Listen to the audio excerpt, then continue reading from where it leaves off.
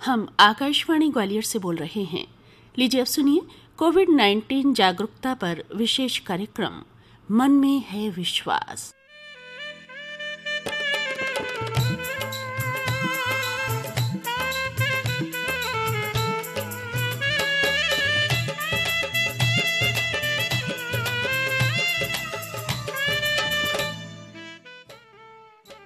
कार्यक्रम के सभी श्रोताओं को आभा गुप्ता का नमस्कार।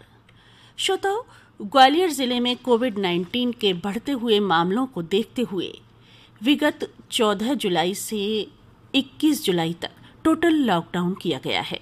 इसके अंतर्गत आवश्यक सेवाओं को छोड़कर शेष सभी सेवाएं प्रतिबंधित रहेंगी। हम सभी को इस टोटल लॉकडाउन का पालन करना है ताकि कोविड-19 के संक्रमण की चेन को तोड़ा जा सके। जब तक आवश्यक न हो घर से बाहर न निकलें। किसी कारण यदि घर से बाहर जाना ही पड़े तो मास्क लगाकर ही बाहर निकलें और सोशल डिस्टेंसिंग का पालन करें। घर में बच्चे और बुजुर्गों का खास ख्याल रखें। गर्भवती महिलाएं भी अपना खास ख्याल रखें। बच्चे के विकास के लिए शारीरिक स्वास्थ्य के साथ साथ मानसिक स्वास्थ्य भी महत्वपूर्ण है। अपने आप को सकारात्मक बनाए रखें। इसके लिए प्रेरक कहानियाँ, बेहतरीन पुस्तकें पढ़ें, घर के सदस्यों से हंसें और बोलें और इस तरह से खुश रहें। गर्भवती महिलाएं अपने डॉक्टर से फ़ोन या वीडियो कॉल कर परामर्श भी लेती रहें। अपने हाथों को साबुन पानी से साफ करती रहें और यदि डिलीवरी करीब है तो उनके घर के सदस्य आपातकालीन एम्बुलेंस नंबर ज़रूर तैयार रखें। गर्भवती महिलाएं उचित पोषण आहार के साथ साथ पूरी नींद ज़रूर लें। अस्पताल जाने पर डॉक्टर के निर्देशों का पालन करें। यदि गर्भवती महिला स्वस्थ और प्रसन्न होगी तो निश्चित ही वो एक स्वस्थ शिशु को भी जन्म देगी। श्रोताओं, एक बार हम फिर कहेंगे कि टोटल लॉकडाउन चल रहा है, अतः जिला प्रशासन द्वारा जारी सभी दिशा निर्देशों का पालन करें। हाथ किसी का नहीं पकड़ना है, लेकिन साथ भी नहीं छोड़ना है। कोरोना वायरस के संक्रमण से बचाव के लिए हमारे विशेषज्ञ की राय। नमस्कार श्रोताओं, मैं डॉक्टर अरविंद रूनवाल। वैश्विक महामारी कोविड-19 आज हमारे देश में और पूरे विश्व में एक बहुत ही बड़ी विपदा बनकर सामने उभरी है और इससे बचने के जो उपाय हैं उनमें हम सबसे उत्तम मानते हैं कि बीमारी होने से पहले ही अपनी रक्षा कर लें, यानी prevention is better than cure. जब भी घर से बाहर जाएं तो मास्क से मुंह को कवर करके जाएं और ख़ास तौर से उसमें नाक भी आपकी कवर होनी चाहिए। और आप घर में भी रहते हैं और यदि घर में कोई रोगी है तो आप मास्क का उपयोग करें। दूसरी चीज़ है हैंड वॉशिंग। हैंड वॉशिंग में हमें स्पेशल ध्यान देना है कि कुछ देर से जब हमारे हाथ स्पष्टतः गंदे न भी हों तो हम अपने हाथों को धोते रहें, क्योंकि हाथ हमारे यहाँ वहाँ कहीं ना कहीं छूते रहते हैं किसी चीज़ को, किसी सतह को, और उसमें इन्फेक्शन आने की पूरी संभावना रहती है। तो हम इसमें स्पेशली ये ध्यान रखें हाथों की फिंगर टिप से, मतलब जो अंगुलियों के पोरुए होते हैं और जो इंटर डिजिटल स्पेस है, यानी दो अंगुलियों के बीच की जो जगह होती है, उसको हम विशेष तौर से इसमें क्लीन करें। 20 से 40 सेकंड तक साबुन आपके हाथों के कांटेक्ट में होना चाहिए, मतलब त्वचा के संपर्क में होना चाहिए। यदि हमारे पास पानी की व्यवस्था न हो और अगर हम हाथों को सैनिटाइज कर रहे हैं तो हम अल्कोहल बेस्ड सैनिटाइज़र और WHO मानक के अनुसार जिसमें 60% से ज़्यादा अल्कोहल हो उसका इस्तेमाल कर सकते हैं। तो इस तरह से हम बच सकते हैं कोरोना के वायरस से। श्रोताओं, जब एक कलाकार कठिन साधना करता है तब उसकी कला ऊंचाइयों को छूती है और कलाकार की एक पहचान बनती है, उसे एक मुकाम मिलता है।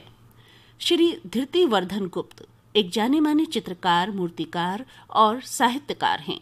आप आजकल ग्वालियर में ही रह रहे हैं। देश में कई स्थानों पर आपकी कलाकृतियों की प्रदर्शनी भी लग चुकी है। आपकी कलाकृतियों में खासकर प्रकृति दर्शन होते हैं। श्री धृतिवर्धन गुप्त से हमने एक बातचीत की, लीजिए आप भी सुनिए। श्रोताओं, कार्यक्रम में इस समय हमारे साथ हैं मूर्तिकार, चित्रकार और कवि श्री धृतिवर्धन गुप्त।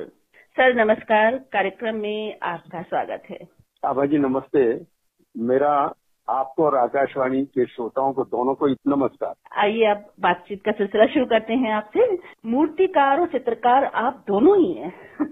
ये मेल कैसे हुआ? क्योंकि अमूमन मैं देखती हूँ कि कोई चित्रकार होता है तो चित्रकार होता है, जो मूर्तिकार होता है वो केवल मूर्ति कला ही करता है।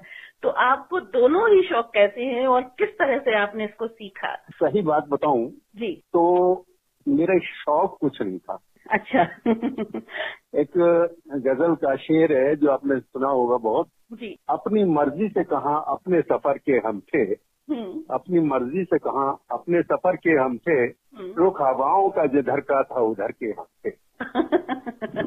तो हवाओं का जो रुख था वो आपको कला की ओर ले गया, चित्रकला, मूर्ति कला। हाँ, वैसे तो बच्चे जो है जब पढ़ाई शुरू करते हैं तो प्राइमरी स्तर तक सभी बच्चे चित्रकारी करते हैं, रंगों से खेलते हैं और आगे चलकर भूल जाते हैं, अपने अपने विषय चुनते हैं, अपने अपने फील्ड में पहुंचते हैं और पारंगत होते हैं। ये संयोग था जी, और मेरी जिंदगी में नियति और नियत जी, इन दो का अहम रोल है। नियति वो तो मेरे अधिकार में नहीं है, बिल्कुल, मेरे नियंत्रण में नहीं है, लेकिन नियत मेरे नियंत्रण में है। सही बात। और मैं फिर अपने दोहे के साथ आपसे आगे बात बढ़ाता हूँ। अपनी वर्धन को जब जो दिया किया लगन के साथ, मैं अपना उपनाम वर्धन करता हूँ इसमें अपनी कविताओं में। वर्धन को जब जो दिया किया लगन के साथ, करनी पर बस आपनो देना हरि के हाथ। वाह। तो नियति से जो कुछ मुझे मिला मैंने पूरी नियत के साथ उसको किया। क्या हुआ मैं आपको बताऊं। सन 62 में चीन का युद्ध हुआ तो उस वक्त मैं किशोर अवस्था में था। और गवर्नमेंट ने क्या किया कि जो काला बाजारी न कर पाए लोग, अफरा तफरी न फैले, तो हर दुकानदार को अपनी दुकान के ऊपर अपने सामान की मूल्य सूची लटकानी जरूरी कर दी। मूल्य सूची लटकानी जरूरी कर दी तो हर एक को बनवानी पड़ी। हालांकि मेरा इस काम से कोई ताल्लुक नहीं था, लेकिन मैं देखा करता था लोग बनाते हुए, तो मैं भी कर सकता हूँ। और एक मेरे पिताजी के मित्र थे, उनकी दुकान थी मुरैना में, तब हम मुरैना में थे। उनकी पेंट की भी दुकान थी और भी चीजें बहुत सारी, दवाइयां बेचते थे। तो वहां जाके मैंने उनसे कहा कि आपकी मूल्य सूची मैं बना दूंगा। अच्छा। बहुत बढ़िया। अब वो पिताजी के परिचय के थे, उन्होंने मेरी बात मान ली। पेंट की 2 डब्बियां दे दी, एक सफेद और एक काली। और मैंने उनसे ही ब्रश ले लिए पेंट करने के लिए और एक लिखने के लिए। लेके आ गया मैं घर। पट्टी भी उन्होंने दे दी एक लोहे की कि इसके ऊपर आप बना देना। आके मैंने वो पेंट तो कर लिया, सूख गया। अब लिखने जब लगा तो मेरे से ब्रश ही नहीं संभालते आ रहा था। अच्छा। मैं लिखूं, लिखने के लिए रंग में डूबूं और वो ब्रश मुड़ के एक तरफ हो जाए और वो कुछ धब्बा सा लिखा उसके ऊपर आ जाए और लिखाई का अक्षर कोई आए ही नहीं। बड़ी मुसीबत।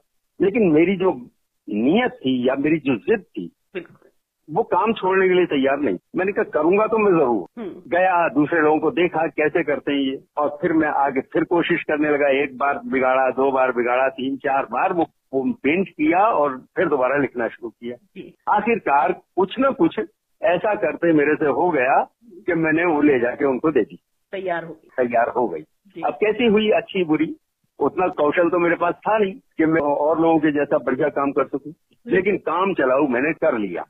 और अब वो करने के बाद फिर हौसला मेरा और बढ़ा। कोई गुरु नहीं, किसी ने सिखाया नहीं, लेकिन अपनी जिद ने मुझे उस काम के लिए तैयार कर दिया। और दूसरे लोगों से भी लाला के मैंने बनाने शुरू कर दिए। वो पट्टियां बनाई छोटी छोटी, फिर बाद में बड़े बोर्ड भी बनाने शुरू किए। उस ढंग से मेरा वो व्यवसाय बन गया। एक कारण था उसका कि मुझे उस वक्त दाल रोटी की चिंता थी।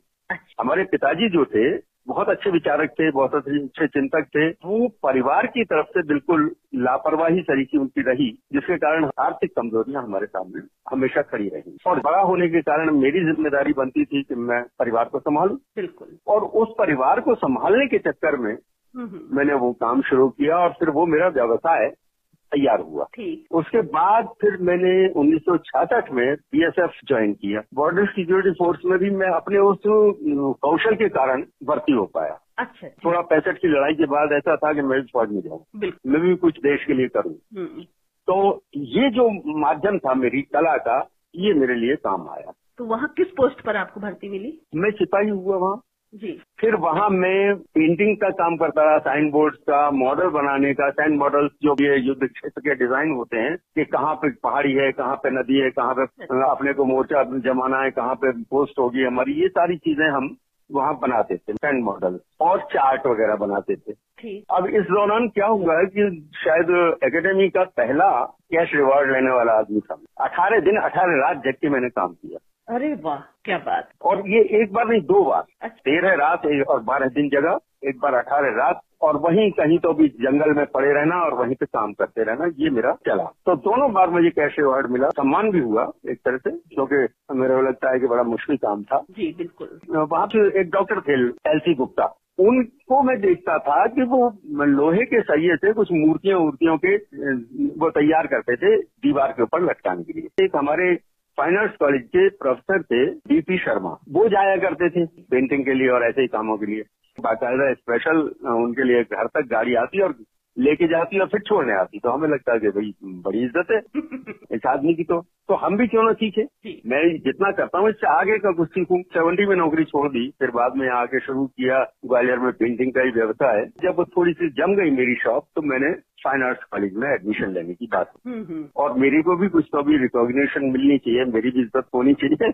ये सामान्य पेंटर की तरह कैसे जिंदगी बीतेगी। काम करते करते फाइन आर्ट्स कॉलेज में मैंने एडमिशन ले लिया और जो टेस्ट होता है फाइन आर्ट्स कॉलेज का वो पास हो गया।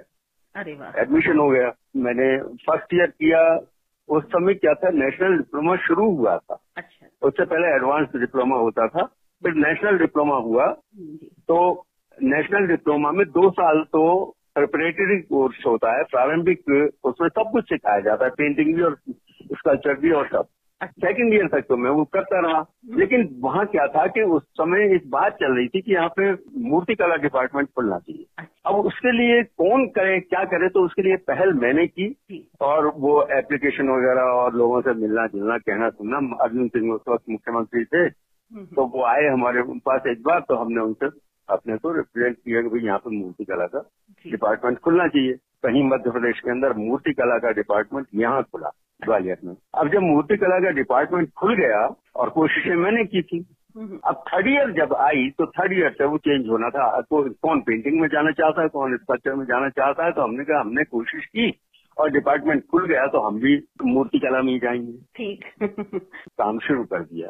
और 3rd ईयर में पहली बार मुझे वहाँ बेस्ट स्कल्पचर का अवार्ड मिला। अरे वाह। कॉलेज में बेस्ट स्कल्पचर में मेरी जो मूर्ति थी वो कॉलेज के अंदर सबसे अच्छी मूर्ति मानी गई और मुझे पुरस्कार दिया गया। क्या बात है। राष्ट्रीय पत्रोपाधि कहते हैं उसको, नेशनल डिप्लोमा, वो मूर्ति कला में मैंने वहाँ से लिया। यानी कि मन से तो आप कलाकार पहले ही थे, लगन से भी आप कलाकार थे और गॉड गिफ्ट तो आपको मिला ही है, लेकिन अब आपके पास एक डिग्री भी आ गई।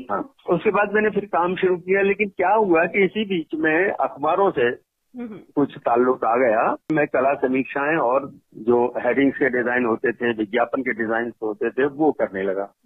शॉप मेरी थी तो वहाँ मैं बैनर्स बनाता था, बोर्ड बनाता था, होर्डिंग बनाता था, पोर्ट्रेट करता था, ये सारे काम मैं करता ही था। उसके बाद मूर्ति कला में कुछ काम किया। जो मूर्ति आप बनाते हैं तो उसमें क्या इस्तेमाल करते हैं, धातु, पत्थर? मैंने 3-4 चीजों पे काम किया है। एक तो वुड के ऊपर किया है, RCC के ऊपर किया है, मार्बल के ऊपर किया है, पत्थर के ऊपर। बहुत बढ़िया। और आप यहाँ कभी गोरखी स्कूल में गई हो तो वहाँ एक मेरे द्वारा बनाई हुई नेताजी सुभाष की मूर्ति लगी हुई है, 7.25 फुट की, अभी भी है वो। और उस वक्त जब मैंने मूर्ति बनाई तो महेंद्र सिंह चालुक्य शिक्षा मंत्री थे, उन्होंने मेरा सम्मान भी किया। बहुत बढ़िया। लेकिन उसके बाद मुझे काम नहीं मिल पाया। ये 94 की बात है। एक बार फिर हमारे दिमाग में आए, गुप्तेश्वर की पहाड़ी, उसके पीछे एक काफी लंबा चौड़ा पैनल है पत्थर का, उसके ऊपर गांधी जी का हेड कार्व कर, बहुत बड़ा, 60 फुट ऊंचा, 60 फुट चौड़ा ऐसा हेड बनाने का मन में आया मेरे में।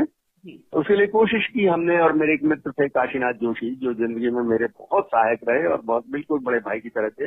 गए और इधर उधर लिखा पढ़ी की तो वन विभाग से हमको एक पत्र मिला, उसमें कहा कि ये अभयारण्य का क्षेत्र है, सोन चिरैया अभयारण्य, यहाँ पे कोई शोर शराबा या आवाज नहीं होता और आप छेनी हथौड़े चलाएंगे तो कट कट। तो वहाँ फिर छोड़ दिया। उसके बाद में 96 में मुंबई चला गया। ये जो मित्र थे काशीनाथ जोशी, इनके भाई की जमीन पड़ी हुई थी जिसके ऊपर कोई संभालने को तैयार नहीं था। वहाँ मुझे उन्होंने कहा कि नर्सरी है, आप ये नर्सरी संभालो और आप चलाओ इसको और यहीं पे अपना काम करो। और वो फिर मैंने बागवानी का और नर्सरी का काम चालू कराया लोगों से, और वो भी मेरे को एक संयोग, जिसको कहते हैं ना मेरी जिंदगी में नियति का बड़ा महत्व है। तो वहाँ जाके वो नर्सरी के व्यवसाय में लग गया और साथ में अपना काम करता रहा, मूर्तियाँ पत्थर बनाता रहा और पेंटिंग भी करता रहा। अरे वाह, एक कलाकार जब प्रकृति के सानिध्य में रहता है तो शायद उसको और ज्यादा प्रेरणा मिलती है अपनी कला के लिए। वही बात हुई, प्रकृति चित्रण मेरे चित्रकारी में आया, उसका मुख्य कारण वो है। एक और कारण है जो मैं आपको बताऊं, जहाँ से बेसिक बात है कि यहाँ ग्वालियर में मेला लगता है। उस मेले के अंदर इरिगेशन डिपार्टमेंट का स्टॉल लगा करता था, और वो स्टॉल के ऊपर जो बाहर का पैनल होता था जिसके ऊपर चित्र बनता था उनका,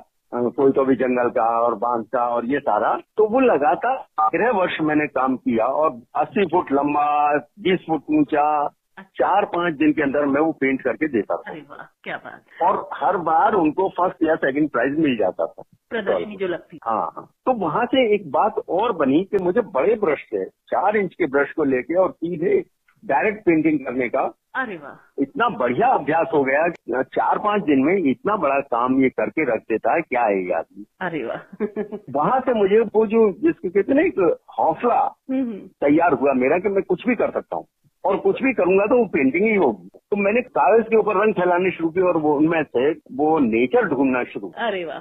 लोग क्या करते हैं कि प्रकृति में जो दृश्य दिख रहा है उसको देखते हैं और फिर वैसा करने की कोशिश करते हैं। मेरा उलट था। हाँ। मैं अपनी मर्जी से रंग फैला देता था और फिर उसमें से उकेर के नेचर निकालता हूँ। वाह, क्या यानी मेरा तरीका बिल्कुल भिन्न है। पहले मैं रंग फैला दूंगा बिना सोचे समझे कहाँ क्या पड़ रहा है, कैसा हो रहा है, उसमें से फिर मैं तराशता हूँ कि ये मेरा चित्र बन गया। वाह, एकदम नई विधा से चित्रकारी करते हैं आप। हाँ, एकदम नई टेक्निक थी और नया ही रिजल्ट निकला उसका।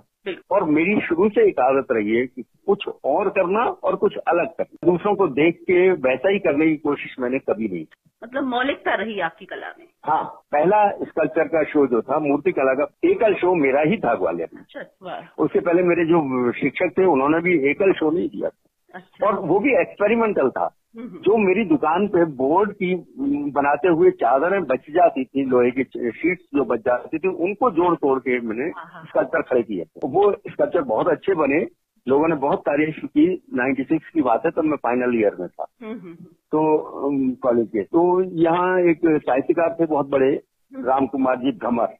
राम कुमार भ्रमर मेरे शो में आए और उन्होंने एक मूर्ति मेरी खरीदी और शायद ग्वालियर में बिकने वाली पहली मूर्ति जी। वैसे तो कला का कोई मोल नहीं होता, लेकिन कला का नहीं, वही बात है कि उन्होंने कहा, मुझे एक बात कही कि धृतिवर्धन, मैं आपको कुछ नहीं दे रहा, मैं आपसे आपकी मूर्ति भेंट में चाहता हूँ और उसके बदले में मैं जरूर दूं, वो आप रख लो, लेकिन एक आशीर्वाद जरूर दूंगा मैं आपको कि मैं बहुत सफल व्यक्ति हूँ, आप भी जिंदगी में बहुत सफल व्यक्ति होंगे। बहुत बढ़िया। काफी कुछ फला दिया। मैं कहता हूँ कि पैसा नहीं मिला कोई बात नहीं, लेकिन मुझे इज्जत तो मिली है जी। अभी भी आपने इस लास्ट शो में भी देखा होगा, एक चित्र मेरा, एक मेरे गुरुजी थे शिक्षक देवेंद्र जैन, उन्होंने खरीदी है और उन्होंने भी यही कहा कि मैं तेरे को कुछ नहीं दूंगा, लिफाफे में जो रख दूं वो तू स्वीकार कर लेना, एक तेरी पेंटिंग मुझे चाहिए। बिल्कुल। तो मेरे लिए ये बहुत बड़ी बात है, मुझे बड़ा अच्छा लगा। मेरे लिए ये जिंदगी में बहुत बड़ा संतोष है कि लोगों ने मेरी इज्जत की।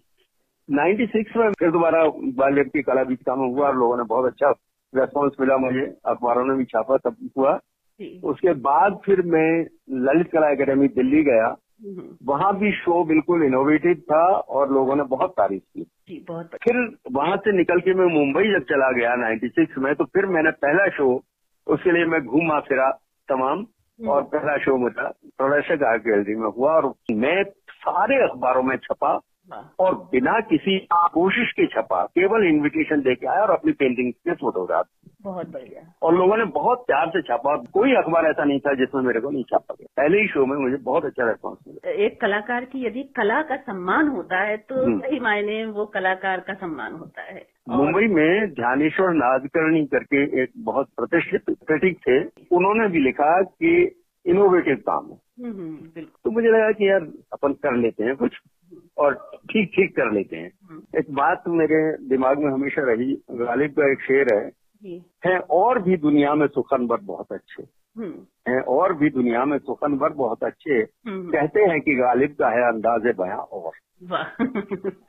सही बात। तो मैंने हमेशा कोशिश ये की कि भाई मैं सबसे बढ़िया तो नहीं हो सकता, तो मैं पहला पुरुष नहीं हूँ और सबसे सर्वोत्तम पुरुष भी नहीं हूँ। मेरे पहले भी बहुत सारे लोग आए, मेरे बाद में भी बहुत सारे लोग आएंगे और अभी भी बहुत सारे लोग हैं, लेकिन मैं भी कुछ हूँ और थोड़ा सा अलग हूँ। जी बिल्कुल। ये रहने की कोशिश की, सबसे अच्छा बनने की कोशिश करनी। आप चित्रकार भी हैं, मूर्तिकार भी हैं, आप लिखते भी हैं, कविताएं, दोहे। हाँ, मैं दोहे, कविताएं और भजन ये सब भी करता हूँ। जी, तो हमारे श्रोताओं को कुछ दोहे या कोई कविता सुनाइए। हाँ हाँ जरूर, मैं दोहे सुनाऊंगा आपको। सुनाता हूँ मैं आपको कुछ दोहे।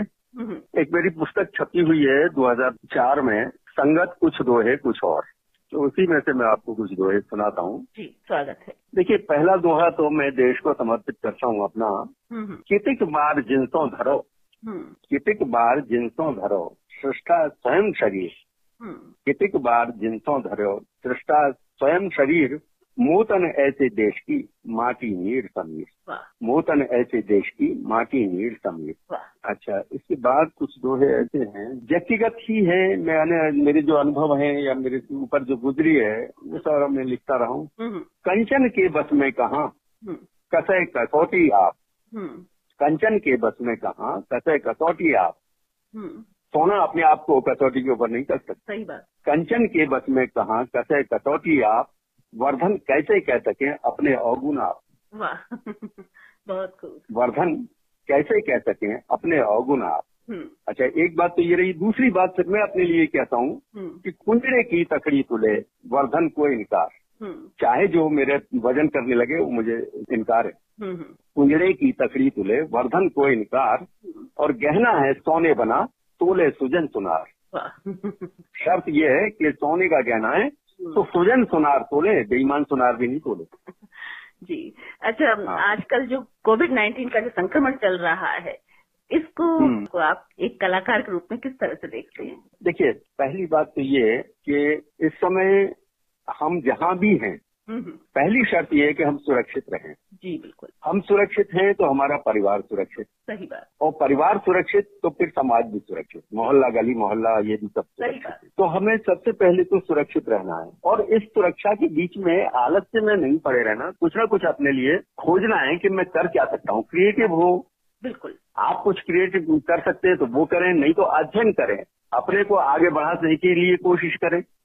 आप पुस्तक पढ़ सकते हैं, कुछ नहीं तो मनोरंजन के लिए कहानी पढ़ सकते हैं, कुछ और पढ़ें, या फिजिकल एक्टिविटीज अपने व्यायाम करें, उसमें समय लगाएं, बच्चों के साथ खेलें, कुछ भी करें, लेकिन करते रहें। पहली शर्त तो ये है, और सुरक्षित रहें। सही बात। ये जो कोरोना का संक्रमण है, आपकी चित्रकारी में या मूर्ति कला में भी कहीं झलकेगा क्या? ना, एक्चुअली क्या है कि मैं इन सारी बातों से प्रभावित नहीं होता। मैंने एक रास्ता तय किया है अपने लिए, सीधा उस रास्ते के ऊपर चलता चला जा रहा हूँ। मैं केवल प्रकृति चित्रण करता हूँ, और प्रकृति में भी रॉक जो होते हैं, रॉक पत्थर, उनको बनाता हूँ। पहाड़ी बनाऊं, पत्थर बनाऊं, यही बनाता हूँ। साथ में पानी आ जाए तो आ जाए, बाकी कुछ नहीं। और एक दोहा है मेरा जो मैं आप इसमें सुना देता हूँ कि सीने पर चट्टान के जमती जिसकी मूल, सीने पर चट्टान के जमती जिसकी मूल, पीपल जैसी जिंदगी वर्धन करी कबूल। वाह, बहुत खूब। तो मुझे मजा बस वही पत्थर बनाने में आता है, और कुछ नहीं, और पत्थर काटने में भी आता है। जब कलाकार उसमें अपनी कला लगा देता है, अपनी लगन से, अपनी मेहनत से, तो फिर उसमें जान फूक जाती है, वो एक मूर्ति बन जाती है ना, आर्ट बन जाता है। आज की स्थिति ये है कि मेरे पास मूर्तियां नहीं है, सारी सेल हो चुकी। अच्छा, बहुत। जितना काम किया मूर्तियां मेरी वो मुंबई में ही वहीं बनाई और वहीं सेल हो गई मेरी। उसमें जो कलाकार यहाँ खुद राजेश गुप्ता एक्टर हैं, उनके पास हैं, और शेखर सेन वो भी एक्टर हैं, गायक भी हैं, उनके पास हैं, ऐसे ही कुछ लोगों के पास और है। सर, पहले आपने उसको व्यवसाय के रूप में शुरू किया, फिर उसको शौक के रूप में अपनाया, और फिर उस शौक को व्यवसाय के रूप में अपनाया। बहुत अच्छा तालमेल रहा, और सच्चे अर्थों में आप एक कलाकार हैं। अपनी मेहनत और लगन से आपने अपनी कला को निखारा, और आज इस मुकाम पर पहुंचे। आपने समय निकाला हमारे कार्यक्रम के लिए, हमसे बातचीत की। आपका बहुत बहुत धन्यवाद। मैं आपका आभारी हूँ कि आपने मुझे मौका दिया। नमस्कार। नमस्ते। अभी आप सुन रहे थे चित्रकार, मूर्तिकार और साहित्यकार श्री धृति वर्धन गुप्त से की गई ये बातचीत। गांवों के सरपंचों के लिए कोरोना वायरस कोविड-19 से जुड़ी एक आवश्यक सूचना। दूसरे राज्यों और शहरों से वापस आए लोगों को कोविड-19 के बारे में ये जानकारी अवश्य दें। आपस में 1 मीटर की दूरी बनाए रखें। नाक, मुंह या आंखें अनावश्यक न छुएं। बार बार हाथ साबुन से अच्छी तरह 20 सेकंड तक धोएं। खांसते एवं छींकते समय रुमाल या कोहनी से नाक मुंह ढकें। कोविड-19 से बचाव के लिए आशा कर्मियों से सलाह लें। अधिक जानकारी के लिए अपने जिला मजिस्ट्रेट या मुख्य जिला चिकित्सा अधिकारी से संपर्क करें या भारत सरकार के हेल्पलाइन नंबर 1075 पर कॉल करें। श्रोताओ, जहाँ तक संभव हो घर में ही रहिए, सुरक्षित रहिए, अपना ख्याल रखिए, अपनों की परवाह कीजिए और सुनते रहिए आकाशवाणी के विविध कार्यक्रम। और अब आज का ये विशेष कार्यक्रम मन में है विश्वास यहीं समाप्त करने की अनुमति दीजिए आभा गुप्ता को। नमस्कार।